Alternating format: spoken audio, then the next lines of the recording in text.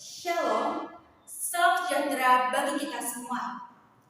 Perkenalkan, saya Gracia Katrin Lydia Huta Barat dari SMA Budia Wacana. Pada kesempatan kali ini, saya akan menyampaikan pidato saya yang berjudul Bahaya dari Emisi Karbon bagi Kehidupan Manusia maupun makhluk hidup lainnya. Tahukah kamu apakah itu emisi karbon? Emisi karbon merupakan gas yang dihasilkan dari pembakaran segala senyawa yang mengandung karbon, seperti karbon dioksida, gas LPG, asap kendaraan, maupun bahan bakar lainnya.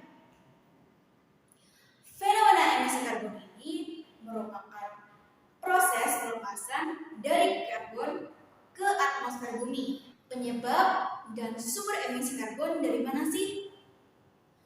Emisi karbon disebabkan oleh gas yang dihasilkan dari pembakaran bahan bakar fosil di bidang manufaktur, pemanasan, transportasi, karbon dioksida yang kita keluarkan.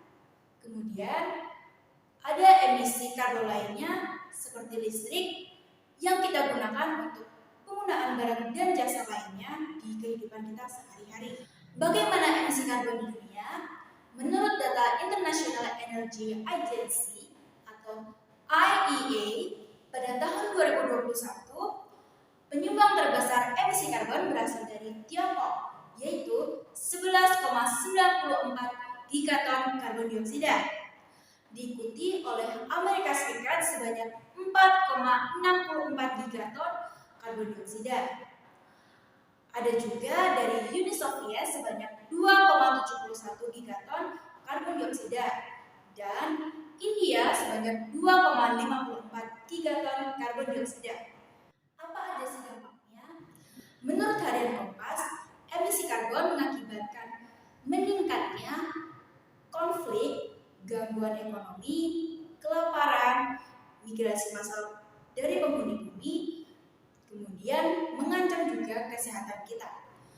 Terlalu tingginya kadar karbon dioksida dalam tubuh mengakibatkan keracunan seperti asidosis, di mana oksigen yang kita terima atau oksigen yang ada di dalam sel darah tidak dapat dilepaskan ke dalam sel tubuh, sehingga tubuh kita mengalami kekurangan oksigen. Bagi lingkungan sendiri, emisi karbon menimbulkan efek rumah kaca, karena karbon dioksida yang naik ke lapisan atmosfer bumi menghalangi cahaya panas dari matahari, sehingga panas tersebut dipantulkan kembali ke bumi. Bagaimana dampak jangka panjangnya? Emisi karbon yang kita hasilkan akan membawa dampak negatif bagi kehidupan kita, seperti kekeringan, kurangnya sumber air bersih, timbulnya cuaca ekstrim, perubahan pada pola rantai produksi makanan, dan kerusakan alam lainnya. Kenapa sih kita harus kurangi emisi karbon? Fenomena emisi karbon merupakan proses pelepasan karbon ke atmosfer bumi. Saat ini, emisi karbon menjadi salah satu penyumbang terbesar dari perubahan iklim dan pemanasan bersamaan dengan emisi gas rumah kaca.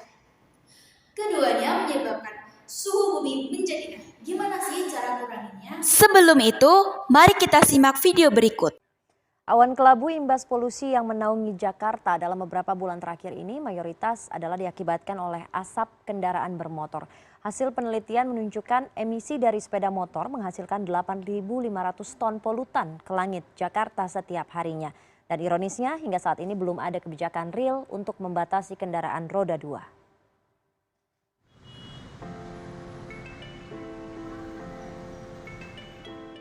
Sepeda motor menjadi alat transportasi andalan warga Jakarta dan sekitarnya, baik sebagai kendaraan pribadi maupun sebagai moda transportasi via jasa ojek daring. Ya lancar, ya nggak macet, enak. Kalau dulu macet, bisa kalau bisa aja nyelip. Simple, terus hemat waktu aja. Biar lebih cepet aja bang, ngurangin kemacetan juga. Kedua kebanyakan mobil soalnya bang, sama bis-bis sekarang udah banyak banget. Alasan-alasan logis itulah yang melatar belakangi tingginya populasi sepeda motor di jalanan ibu kota. Data statistik transportasi Jakarta menunjukkan Hingga akhir tahun 2018 ada 14,74 juta unit sepeda motor di Jakarta. Jumlah ini dipastikan terus bertambah. Asosiasi Industri Sepeda Motor Indonesia mencatat, penjualan sepeda motor dari 5 merek ternama pada tahun 2019 hingga bulan Juni saja sudah mencapai 3,2 juta unit secara nasional. Dari jumlah itu, kota besar seperti Jakarta masih mendominasi. Sayangnya, sepeda motor dengan segala fleksibilitasnya juga menjadi penyumbang terbesar polusi di Jakarta. Penelitian yang dilakukan Komite Penghapusan Bensin Bertimbal tahun 2019 menyimpulkan, sepeda motor yang masuk ke Jakarta menyumbang 44,53% polutan setiap harinya. Polutan pencemaran udara di DKI Jakarta itu sebesar 19.000 ton per hari ya. Nah, dari sepeda motor sendiri itu sudah mencapai 8.533 ton per hari.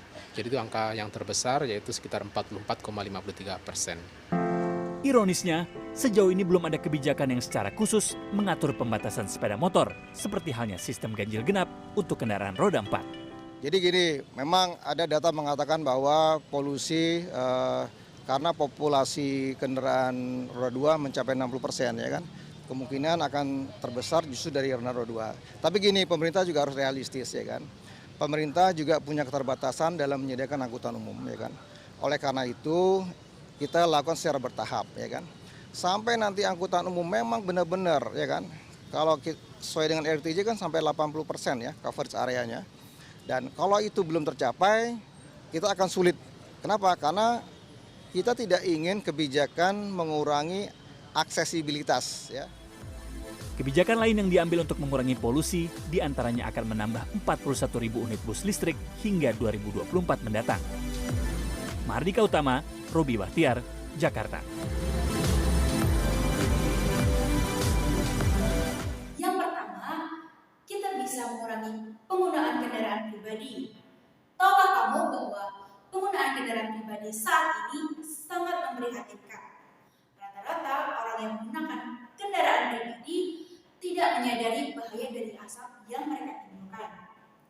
Asap ini membahayakan hidup mereka sendiri dan mengganggu kesehatan udara dari lingkungan sekitar. Oleh karena itu, apabila kita hendak bepergian ke tempat yang tidak terlalu jauh, mari kita berjalan kaki atau kita dapat menggunakan sepeda sebagai penggantinya. Yang kedua, kurangi penggunaan AC. Akhir-akhir ini suhu menjadi sangat panas. Hal itu disebabkan oleh penggunaan AC seharian. Sadarkah kamu bahwa AC juga menimbulkan suhu yang panas terhadap lingkungan sekitar? Oleh karena itu, mari kita minimalisir penggunaan AC agar saat terjadi kemarau atau musim panas, panasnya tidak akan se-ekstrim ini. Ingat juga bahwa dengan mengurangi penggunaan AC, suhu kita akan menjadi lebih stabil. Yang ketiga, kamu bisa mengurangi penggunaan listrik atau menggunakannya secara se-efisien mungkin. Tahukah kamu bahwa penggunaan listrik juga dapat menimbulkan emisi karbon? Seperti panas yang dihasilkan dari penggunaan kulkas yang dipakai sepanjang hari, kemudian handphone yang dicas, kemudian juga ada televisi yang kamu tonton sepanjang hari. Hal-hal tersebut dapat memperbanyak emisi karbon di lingkungan sekitar. Maka gunakan listrik seperlunya dan gunakan sebijak mungkin. Yang keempat, kelola sampah dengan baik. Mengolah sampah dengan benar akan membawa dampak baik bagi kehidupan kita. Dengan terkelolanya sampah dengan baik, maka kita dapat menciptakan suhu yang stabil, lingkungan yang bersih, dan juga berkurangnya emisi karbon. Manfaat apa yang diperoleh dari adanya hutan hujan tropis di Indonesia? Hutan hujan memiliki kapasitas untuk menyerap jumlah emisi karbon atau gas rumah kaca dalam jumlah yang sangat besar. Sebagai reservoir karbon utama dunia, hutan hujan memiliki manfaat untuk menyerap karbon dioksida, menimbangnya, dan menghasilkan oksigen Berdasarkan informasi dan juga fakta yang sudah saya paparkan, maka diperlukan adanya kesadaran dari masyarakat dunia, terutama Indonesia. Melalui cara-cara yang sudah saya paparkan tadi, maka kita harus semakin waspada dan juga semakin peduli akan lingkungan sekitar kita. Karena kita hidup berdampingan dengan makhluk hidup lainnya, tidak hanya kita sendiri. Mari kita jaga dan rawat bumi ini agar bumi ini menjadi semakin lebih baik. Jangan karena keegoisan kita, bumi yang sudah tabu ini menjadi semakin buruk. Mari kita kurangi penggunaan dari kendaraan pribadi maupun pengeluaran asap dari bahan bakar lainnya.